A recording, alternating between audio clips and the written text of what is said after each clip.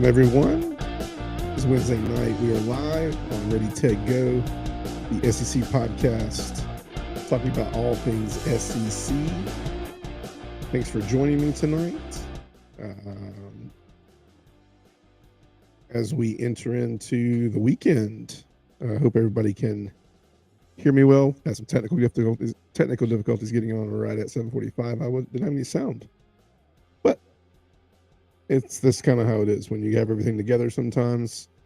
Electronical and technical difficulties happen, but when vice versa happens, yeah, that's how it goes. But welcome. A lot of things to talk about tonight. A lot of really cool stuff coming into Thursday night, where I always like Wednesday night because that means Thursday night we got football on the way.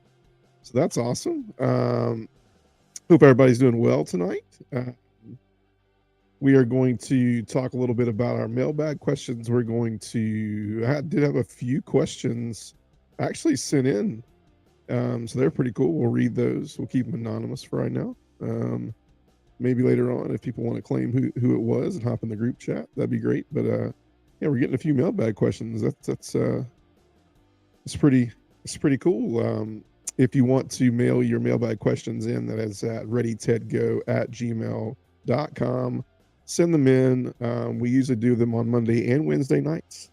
So that's a load of fun tonight. We're going to pick the games. We're going to talk about our mailbag questions. Before we get started with that, let's preview a couple of games before we pick them tonight, before we get into mailbag. A couple of games I'm really looking forward to this weekend. Really looking forward to, sorry if I'm peeking a little bit on the microphone.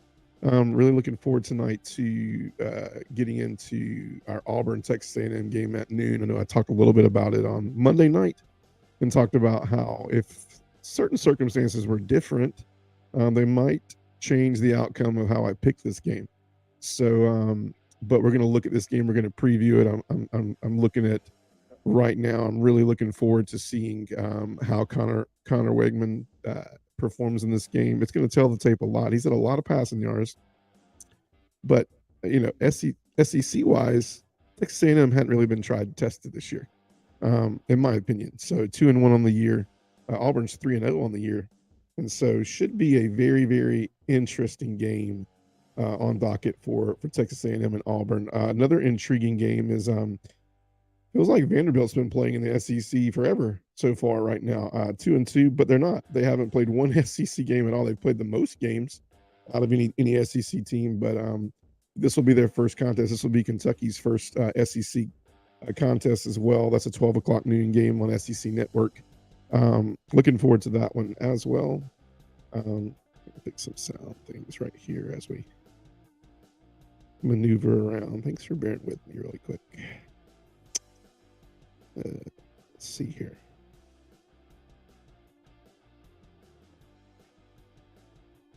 Let's see here. Keep going. It's a day and age where yeah.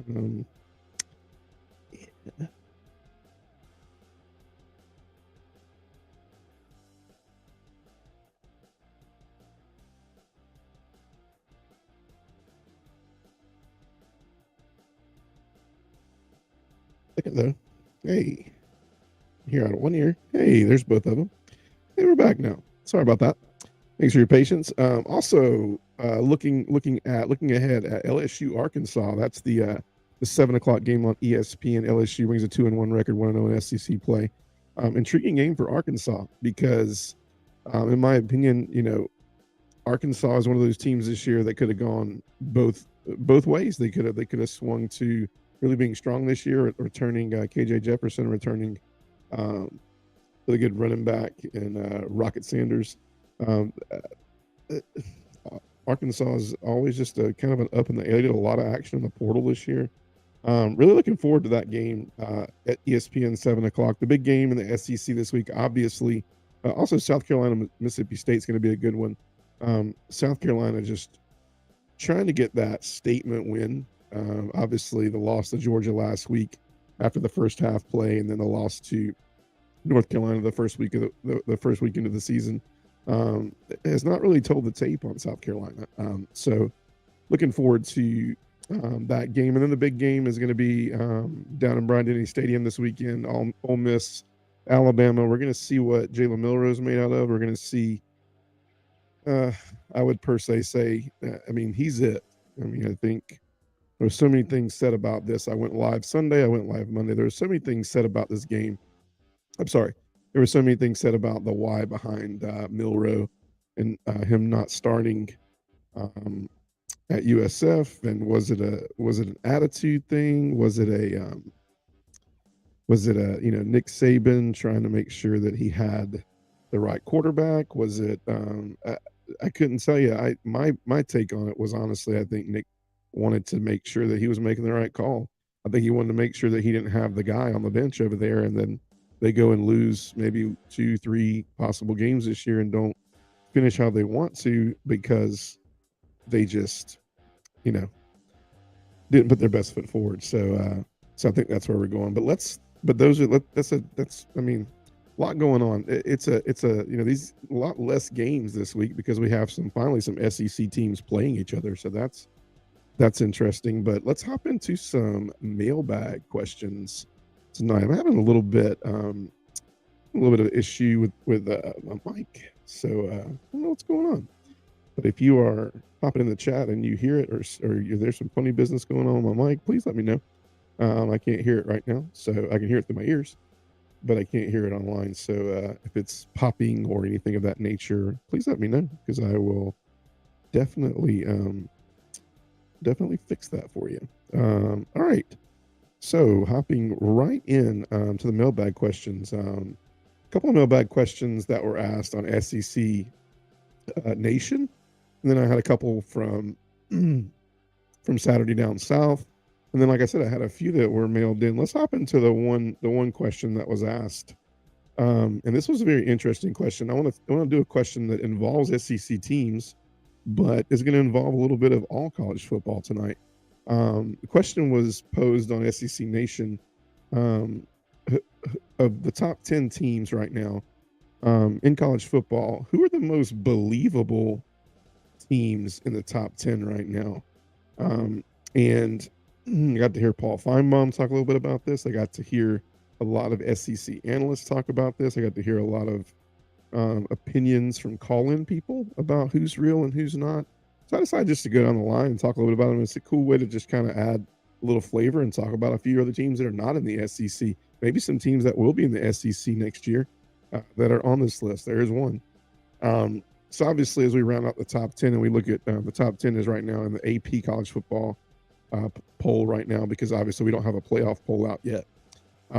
Georgia stayed strong at 1. Michigan came in at 2. Texas 3. FSU stayed in the top 4, even though they allowed Boston College to creep back into the game. USC comes in at 5th. Ohio State, Penn State, Washington, Notre Dame, Oregon is where we end up the top 10. And I will say, as I go down this list and I look at the most believable teams in the top 10 right now, I gotta honestly say that from the bottom, I think Oregon. I think Oregon is a top 10 team. I think they have the DNA of a top 10 team. I think Bo Nix poses a really good stamp of approval for them being a top 10 team right now. I think they have a great offense. I think they have Dan Lanning, who is a defensive mind.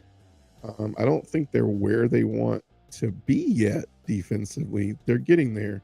I think he's got to do a little bit more recruiting in that area, but I think Oregon is a top 10 team.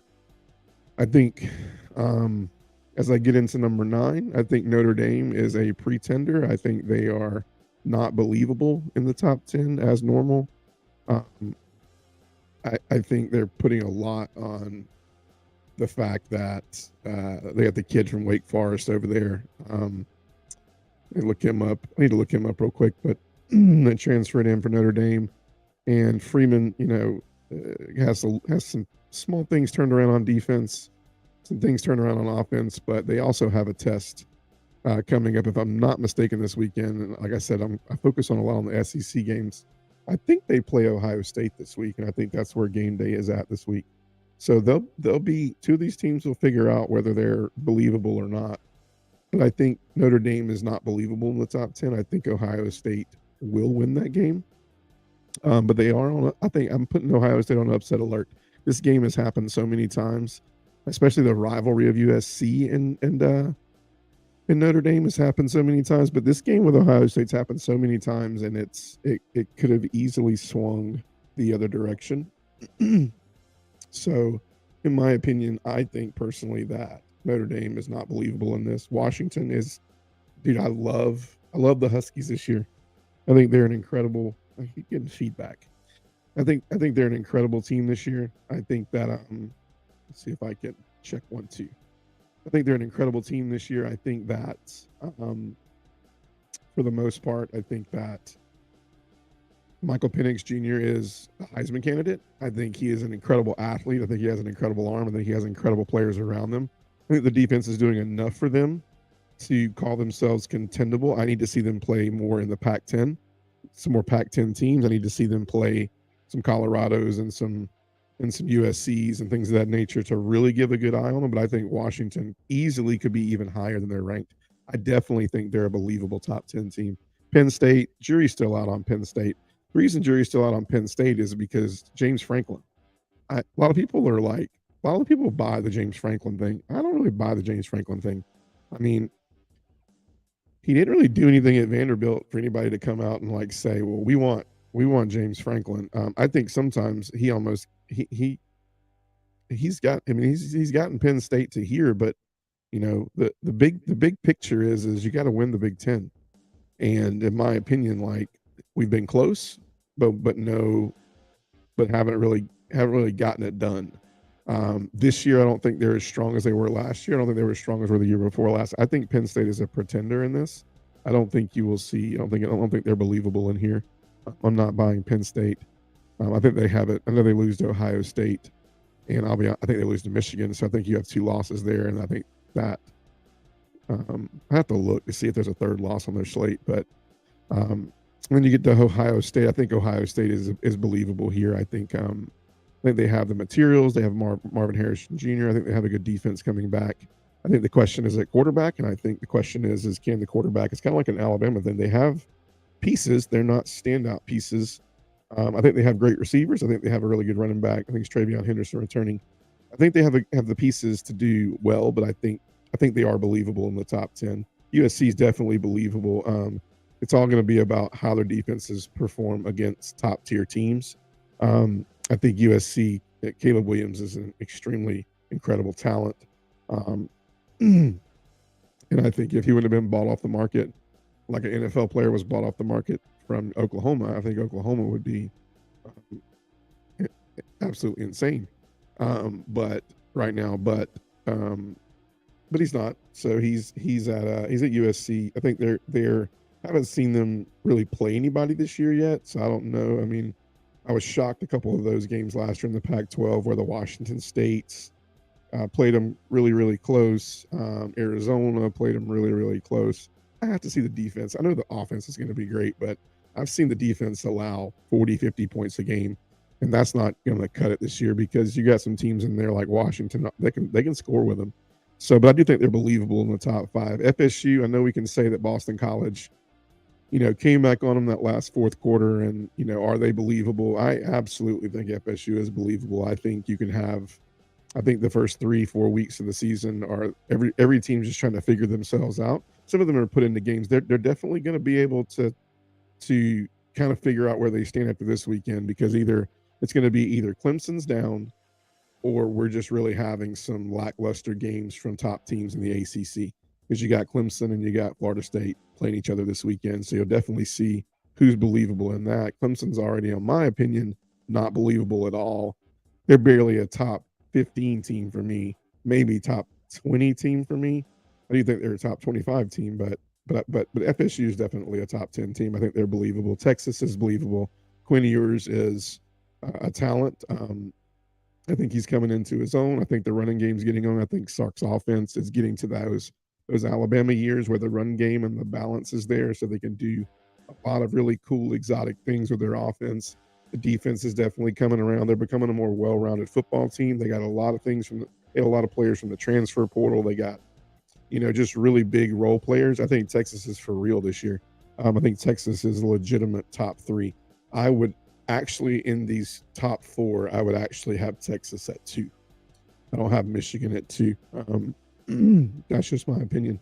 Michigan, I think they're definitely a for real top four team. They have a lot of returning players coming back this year. I think the defense is going to still be strong. I think, running backs coming back. Everybody's coming back for Michigan, and they've 2 years ago they had an opportunity to do some damage, and they're on their last leg of that really incredible recruiting run they had, and so they're on the last leg of it. So I think Harbaugh and I think a lot of them are feeling the pressure this year to. I mean, you heard the whole talk. They have a whole quarter of the practice that's called the Beat Georgia quarter, and they just focus on the things that they didn't do to beat Georgia. So they're definitely trying to become a relevant team that finishes the drill this year. I think they're definitely a believer in that, and I think Georgia's a believer. I think Georgia has a lot of injuries that cause them to worry about the SEC slate. And this year I answered a mailbag question earlier in the year, like, are we going to have two SEC teams in the top four? And right now it's not a good chance of that. Yeah, you're probably right. I think this is his last year. I should have put that as a mailbag question. He might be. He's a threat to be in the NFL every year. But I think this might be the year because he will be losing enough players to where he won't be able to just depend on the recruiting haul to work him through. And we'll see. I mean, Michigan's just not been able to finish the drill. But I do think they're believable in the top 10. So the two teams I think that are not believable in the top 10 right now are Penn State and Notre Dame. I think those two teams are. I think Penn State's going to take 2 losses to Ohio State and to Michigan. So I think that makes it a little unbelievable they'll stay in the top 10. And I do think that Notre Dame is. I think they lose this weekend to Ohio State, and I think that definitely knocks them out. I don't know if they have enough to not enough competition the rest of the year, except for USC. They knock USC off. Yeah, I see that happening, but who knows what happens between then and USC. So, yeah. So a couple more questions. So more wins this year. I love this question. This was on Saturday Down South. It was more wins this year, Vanderbilt or Auburn. And I'll tell you, Auburn goes into I talked about this. Auburn goes into a very tough stretch coming up. They got Texas A&M. They have Georgia. They have LSU. Vanderbilt has a tough slate too. I had to pull this back up. So let's see. What do we think are viable wins for Auburn? Texas A&M. I'll let you know because I'm going to pick that game here in a minute. Georgia, I don't think that's a viable win. LSU, I don't think it's a viable win. Ole Miss, I don't think it's a viable win. LSU, maybe. Mississippi State, maybe. Depends on where it's at. I think it's at home. So I think that Mississippi State game's a win. Vanderbilt's a win. Arkansas, who knows? Mexico State's a win. Alabama, who knows by then? I think it's a good question, but I think Vanderbilt has more losses this year on paper than Auburn does. Auburn does have a really tough slate the rest of the year, but Vanderbilt does too. I think I said it in my kind of pre-SEC preview of the year that Vanderbilt needs to get their wins really quick because they're fixing to get into a little bit of a 7 or 8 game, haul that they don't have a really good chance of winning those games. Although, wait till you hear one of my mailbag questions because it has my man AJ Swan in it. So you guys are probably like, who the frick's AJ Swan? He's just a guy putting up over 1,000 yards of passing right now for a team that is 2-2 in the SEC. 2-2 overall, and they hadn't played an SEC game. So here's an interesting one: is this Nick Saban's last year? It's hard because I think when you see Saban getting ready to leave Alabama, I think there's a plan in place. I think there's either the person that's going to replace him's on staff, or the person that's going to replace him already knows. Now, I'll tell you something that's very, very interesting. A lot of people are saying that Clemson doesn't look enthusiastic at all this year. They don't look like they're coached very well. They don't look like the Clemson of old, so on and so forth. You know, I guess I'm maybe starting a little drama by saying this, but I've always heard that if Dabo was going to take another job, it would be Alabama. Alabama alum. He coached with Saban, and if you look at some of the other assistants, I mean, I don't think Lanning would be the guy to go back there. I don't think Schumann would be the guy to go back there. I don't think Kiffin would be the guy to go back there. Maybe I don't know. Kiffin's a name. Kiffin's a name. Um, Sark's a name, but Texas is. I mean, he's. I don't know. I don't think so. Sark's not a. He's not an Alabama guy. He went to go. You know, he worked with Saban, but he's not an Alabama guy. So, um, man, I can go a little ways. I mean, Kirby's not leaving Georgia. Please, Lord, don't leave Georgia. But I don't think he's leaving Georgia. So, I look at it as if unless like 2 or 3 names are available, and that would be Dabo or Kiffin or Lincoln Riley. I don't know. Lincoln Riley just got out to USC though, and I don't think Lincoln Riley wants to be in the SEC, so that's why he left Oklahoma. So, but saying all that to say is I've always thought that Dabo was the guy to replace Saban. I really do, and so who knows? Does Saban try to go out with a bang, or does Saban need to go out with a bang? I think leans on his coordinators too much, but Bama fans would love to have him. Yeah, I mean, but does Dabo fit the Alabama like DNA? Like, because no, Clemson's always been looked at as kind of like the blue collar ACC workhorse type, get it done, classy. I'm not saying Alabama's like classy. Don't get me wrong, but it's like I don't know, man. Like I don't know. You never hear that time where you go into Clemson and you can. Anybody who watches this back might be like, yeah, I've been to Clemson, man. Those games are rough. The student sections are rough. But I don't see it. I don't ever hear it. I don't hear anything. So, in my opinion, like, I think Dabo would. He played for Alabama. Played and coached with Nick, I think. So, yeah. I don't know. I don't think it's Saban's last year. Me personally, a lot of people. Paul Feinbaum said on Feinbaum's talk show today that Nick Saban looked lost. He looked like he was just lost. So I don't know. It's kind of like a. And believe me, this is not a political podcast, but it's kind of like one of those Joe Biden things. It's like, you know, does he need to get out while he can type thing? Because is he going to just stay at Alabama until he just, or maybe a better term instead of the Joe Biden thing would be like Lee Corso, like. God bless Lee Corso. He had his 400th picked game celebrated this past week, and like, that doesn't look like he's doing really, really well. But like, has he hung around? Like, should he did 400 and maybe just hung up the cleats for that statement? I mean, I always have that feeling we're going to show up on a college game day one morning and hear the bad news type thing. I don't want that, but I also don't. Sometimes I watch him sitting up there, and I'm just like, man. I feel bad for the guy, but long live Corso, man, because the man's he's a lovable character. I mean, you can't say, what do you not love about Lee Corso? So, but he kind of reminds me of Saban. Like, are you going to stay in it too long to where like they got to run you out type thing? I don't think he'll let that happen, but it's got to be a timely manner to where Alabama can hire somebody to a level to keep playing football the way they are. So, I don't think it's his last year though. Every year's his last year. It's gonna be like. I don't know. It's literally going to be like a lottery type thing. We're going to hear about it and be like, I never expected that because everybody's called it. So question 4, closest SEC game this week. I'm going to answer that one last, right before we pick them. I'll answer that one. That was one that was actually off of my Facebook this week. 5, SEC Heisman Watch. Who is it? If there's an SEC if there's a representative from the SEC on the Heisman list right now, who is it?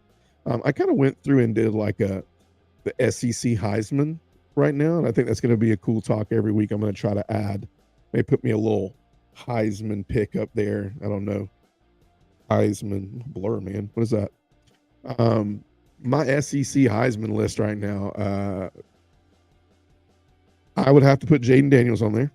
I think Jaden Daniels has proved me wrong since the Florida State game. I think he had an incredible game last week.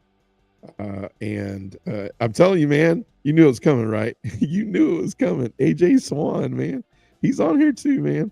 Jaden Daniels. I got AJ Swan, who's throwing for over 1,100 yards at Vandy right now. They are slinging that thing around at Vandy, man. The guy's just carrying the team. They're 2-2. Should they have won the other two? Probably not. But like, man, what a better way to really give props to a kid who's just like slinging it around at Vanderbilt, man. I like AJ Swan, man. AJ, and plus the name AJ Swan. Crazy. Jackson Dart's on my list. The dude's got more rushing yards than he does passing, even though he does pass the ball a lot too. And I got this one on there. However, his performance last week was like Jekyll and Hyde. He's my Jekyll and Heisman. Jekyll and Heisman. Spencer Rattler. Man, what an incredible talent. If you give the guy an offensive line and you give the guy like, I don't know, Georgia imposed their will, and we're gonna play this. I'm gonna give you some highlights of this Kirby Smart locker room conversation here in a minute too before we pick them. But just the wrong place at the wrong time, man. Georgia wasn't having it. Georgia's battle tested from years and years. Georgia has team. They have leaders on the team that are damn near coaches. I mean, they're as much coaching the team at halftime as the coaches are, but ran into the wrong place at the wrong time of a team that was just not going to allow that to happen. What was going to happen in Athens last week? But I have him on my list. And then this might be the weird one, but Trevor Etienne, man, he looks good. He looks good for Florida. He's put them on their back a few games, and when I think his name is Ray Johnson last week from Florida. I think he went down and had a little bit of was dinged up a little bit. Man, Trevor Etienne said, "Hop on my back, man." He looked like an NFL. He looked like his brother. He could go in the league tomorrow. The last two games. I mean, so they're definitely on my list. And then my man Brock Bowers. I mean, he's there. Like he's there. I mean, I will say this. I'm not going to say anything about Bobo's play calling, but I will say that right now he is the only offensive coordinator that I don't know, man, that can keep the ball away from the best tight end in the league. I still think you got to get 19 involved, man. You get 19 involved, you're adding 2-3 touchdowns to your, maybe not 3, but you're adding a touchdown or 2 extra to your total every week. So I still like Brock Bowers. It's a total thing. It's not just about receptions. It's not just about running touchdowns. It's about, you look at the entire piece. You look at what kind of teammate he is, how he blocks, how he makes plays happen. Every time I see a big run, it's Brock Bowers has some sort of chip block, some sort of double team that he had on him, or I mean, he's definitely creating Heisman-like moments in other plays because people are drawn to him. So I still got my man Brock on here.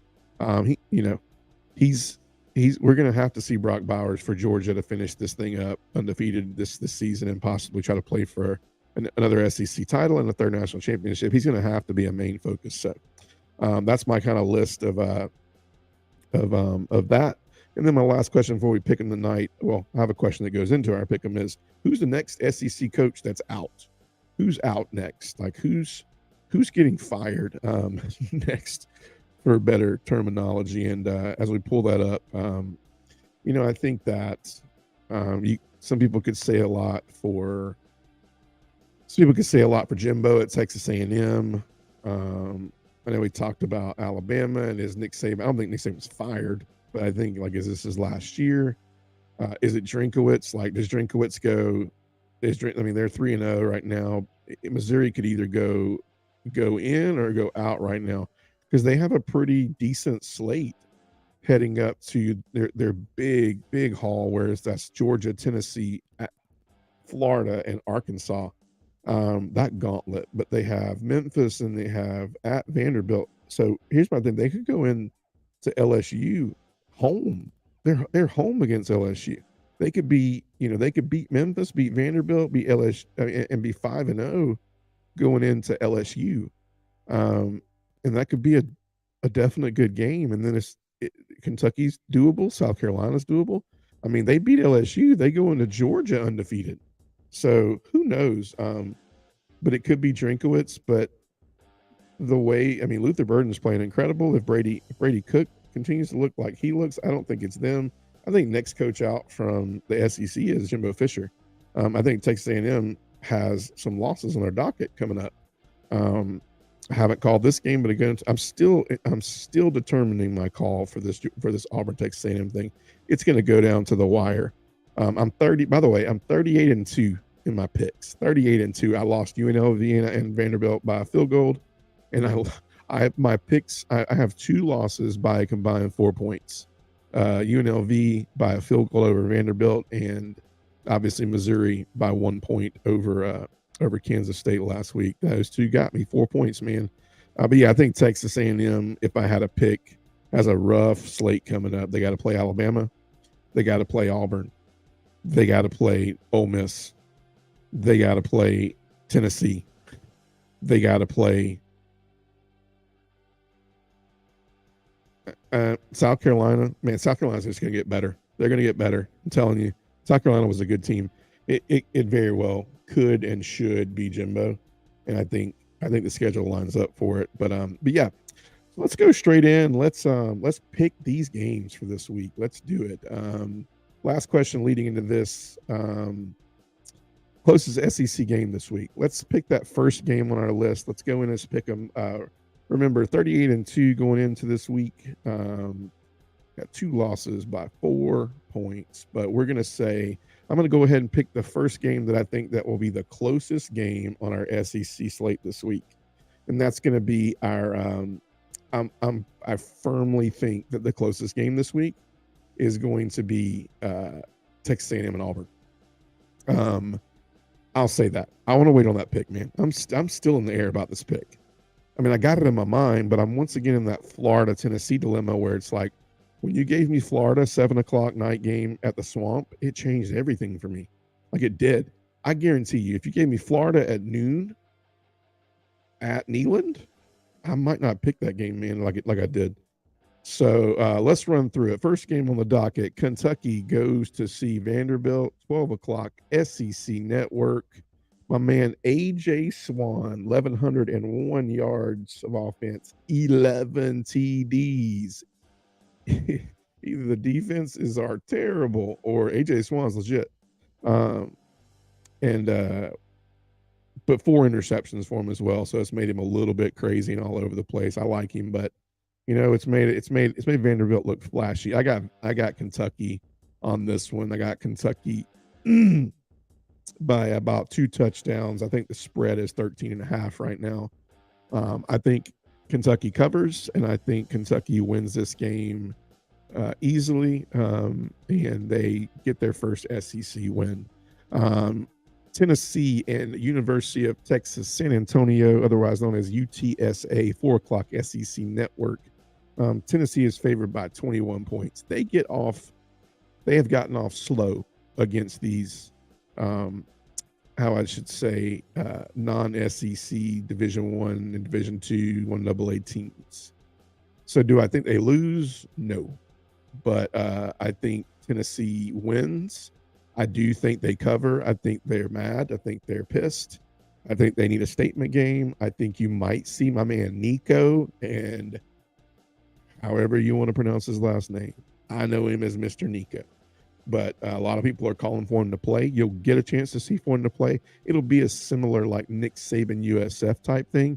Let's just hope it's not a similar Nick Saban USF where Tennessee doesn't show up and UTSA pushes you to the limit, because that won't be good for Heupel, and it won't be good for them as they get into the meat of their SEC slate. But I do have Tennessee big in this one. They do cover their 21-point favorites. They do cover on 4 o'clock on the SEC Network. Florida, Charlotte. Florida's ranked for the first time in a long time. They come in at number 25 in the AP poll, playing Charlotte. My man Graham Mertz, 692 yards passing, 3 TDs, 1 interception. And my man Trevor Etienne, who's on my Heisman SEC list, is catching fire when it's time to catch fire. I got Florida big in this one.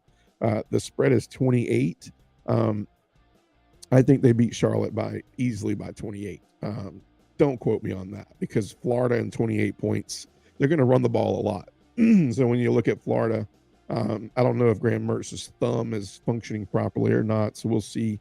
We don't really know what's going to happen as far as blowout potential and covering a 28-point spread. I think they will, but if they get into a contest where they're running the ball, they might just want to. They ate a lot of clock out of Tennessee for Tennessee, and so I think Charlotte loses this game. I think Florida wins in the swamp. This is a 7 o'clock game at night in the swamp again. That thing's them 7 o'clock games and night games for Florida are starting to be pretty interesting.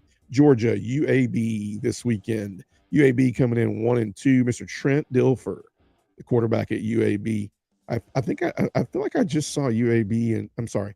I feel like I just saw Trent Dilfer at a high school, like smacking a high school kid on the side of the sideline for doing something crazy. He reminded me of like a I don't know, like a Nick Saban style high school coach. Don't I take that with a grain of salt. Like, I don't think he smacked him upside the face, but he definitely was going in on him.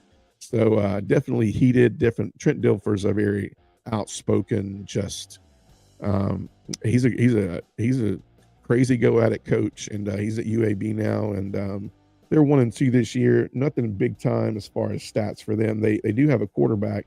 Last name I think is John Zeno, is almost at 1,000 yards, 6 TDs, but he's had 3 interceptions. Spread on this one is 42. The spread is 42. Dogs big. Dogs win big. I think Vandergriff and Gunner get to play a little bit this game. I think we get a chance to heal a little bit before our road test. I think Ladd could play right now. I think he's not. They're not rushing that. I think he could play. I don't think you see Dejan much. I don't think you see even Kendall much. I don't think you see much of the first. I mean, UAB should not pose a threat. It should be a pretty easy game for Georgia. Georgia big. I don't know if they cover 42, but well, I don't know if they cover 42. They're not going to cover. Kirby's not going to cover it. I mean, he's gonna run, once he's up, he's gonna run the ball. He's gonna get people some playing time. So dogs win big though. Memphis and Missouri, interesting game. Very interesting game. It's at Missouri. It's at night. Student section is super pumped after the thicker kicker from Missouri comes in and hits a 61-yarder against a ranked team. Do I think Missouri beats Memphis? Man, I don't know. Is Missouri going to show up? Like, did they show up against K-State and they're going to fall short? I think Missouri wins. I think Drinkowitz gets them pumped up. I think the student section supports Cook this week. I think he pissed off the student section, and I think Cook will feel more comfortable this week. I think they beat Memphis. It's at home in a night game, so I got Missouri. Fingers crossed on that one though. I'm not sure about that one. I like Memphis. They're a little battle tested. It's only a 6. I mean, it's only a 6-point spread right now. Mississippi State, South Carolina. I got South Carolina in this one. I think they bounce back at home. Night game. South Carolina crowd will be pumped. It's a home game for them.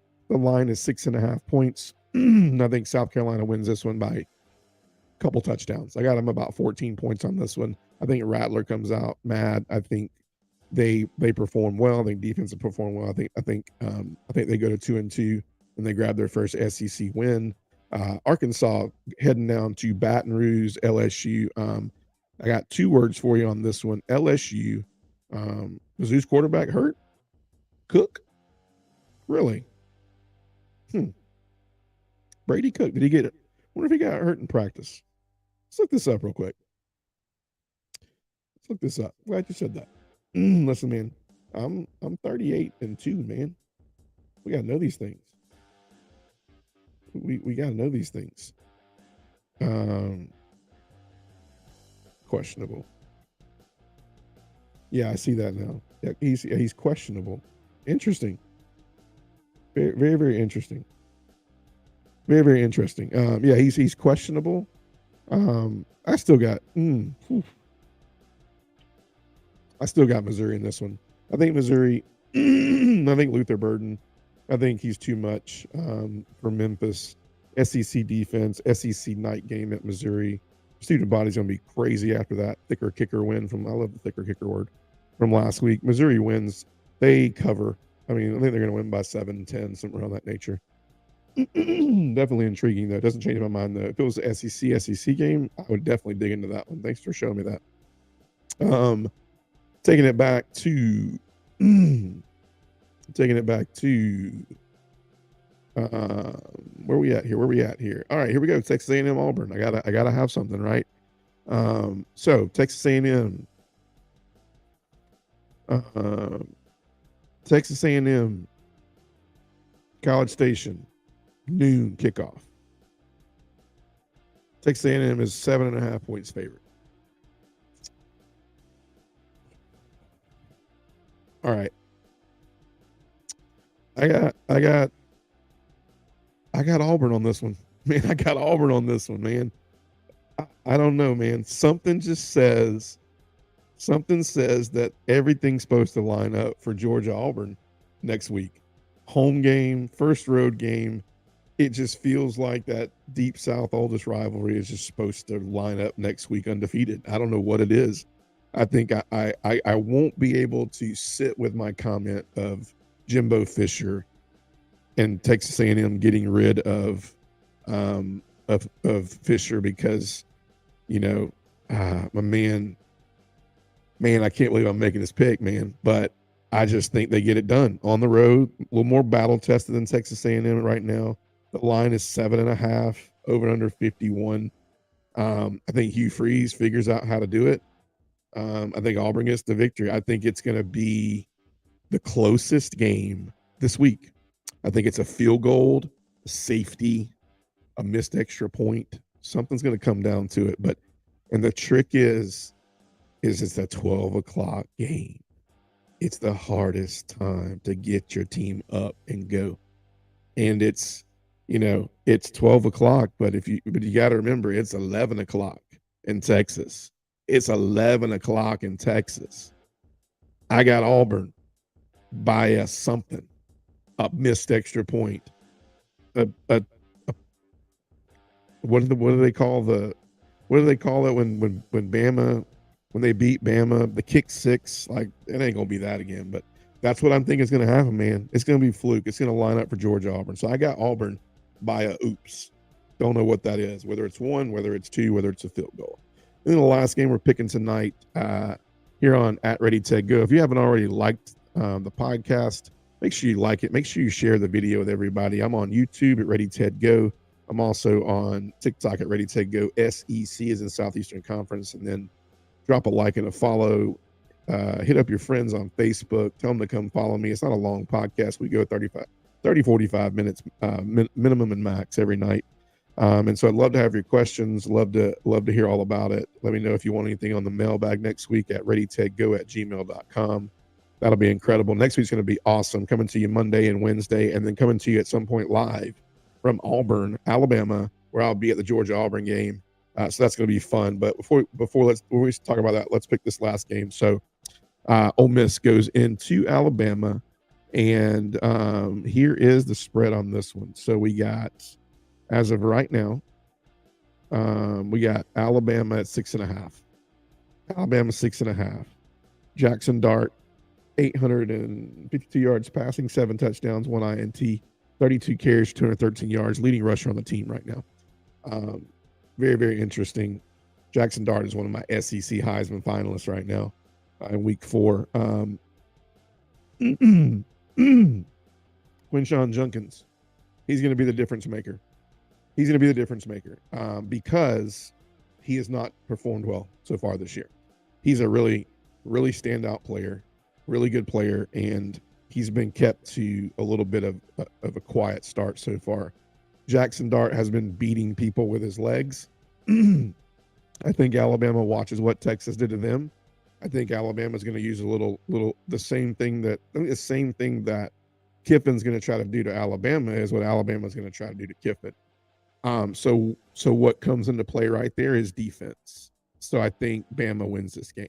And I think they win it off of the defense. I think the defense shows up. I think you see a lot of Jackson Dart having to pass the ball, having to throw the ball. He's going to probably have to throw the ball like 40 or 50 times, and he's going to have to complete about 30 of them for them to win. I don't see another primetime game in Bryant-Denny Stadium going down like it did last time. Excuse me. And I definitely don't see waking up Sunday morning Man, can you imagine? They're going to be calling for Saban's head, man. If Ole Miss, well, I'm not saying to bring anything to drink. If Ole Miss beats Alabama, Alabama still has to play LSU, and Alabama has to play Auburn, and they still have a little bit of a slate left with Arkansas and with Mississippi State, and it could get weird. Saban has tenure. Yeah, he does. They're going to call for. I don't think they're going to call for his head. But I think you're going to start hearing some. Is Saban? Is he been here too long? Type thing. They're going to be like fire Saban. They're going to be like, hey, is he kind of worn out his welcome? Is there an exit strategy? Like, what is it? What does it look like? But it's they have recruited well. I mean, it's not like they're not finishing any of the top.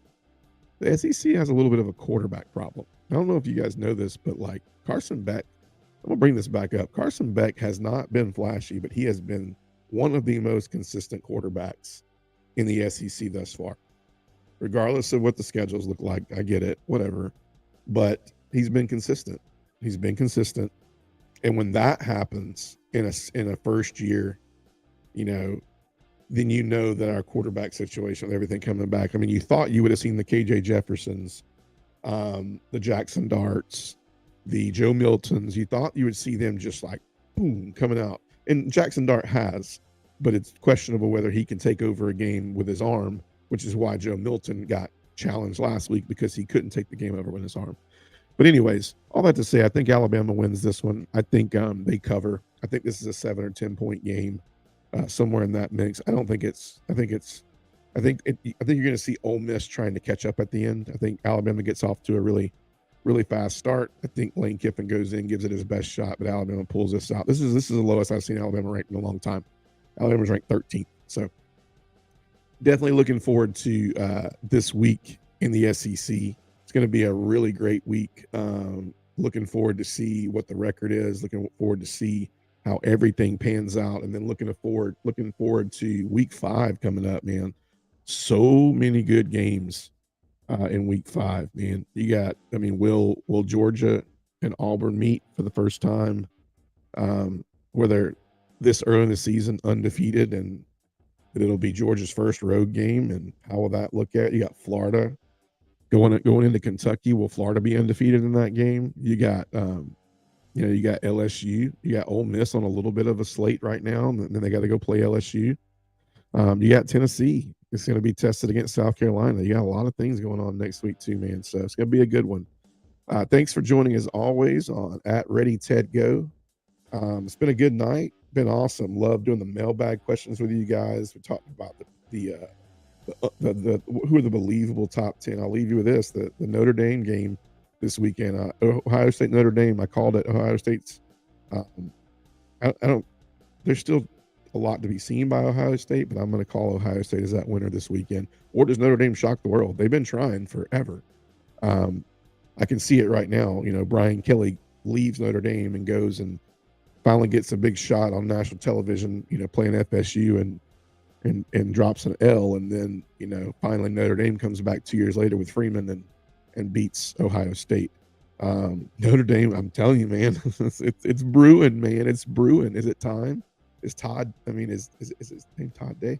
Is Day at Ohio State? Are they going to be looking for his head soon? It just always feels like that little thing. Is this the year that, Harbaugh goes to the NFL? I mean, there's a lot of shakeup that's going to come. The Big Ten is going to be like the Big 28 because there are teams that we're aligning conferences right now that are not even alignable. It's going to be like three main conferences, and that's it. So anyways, thanks for joining. Look forward to seeing you guys on Monday next week, where we will recap all these games from week 4, see what the picks look like, talk about all the drama that came off the weekend, and we'll be getting into week 5, where there's a lot of SEC play next week. Thanks for joining. Always drop a like, drop a follow, tell your friends about it, share the video, tell them to go back, watch another video. Support all my pages. Appreciate you. You guys have a great night. Bye-bye.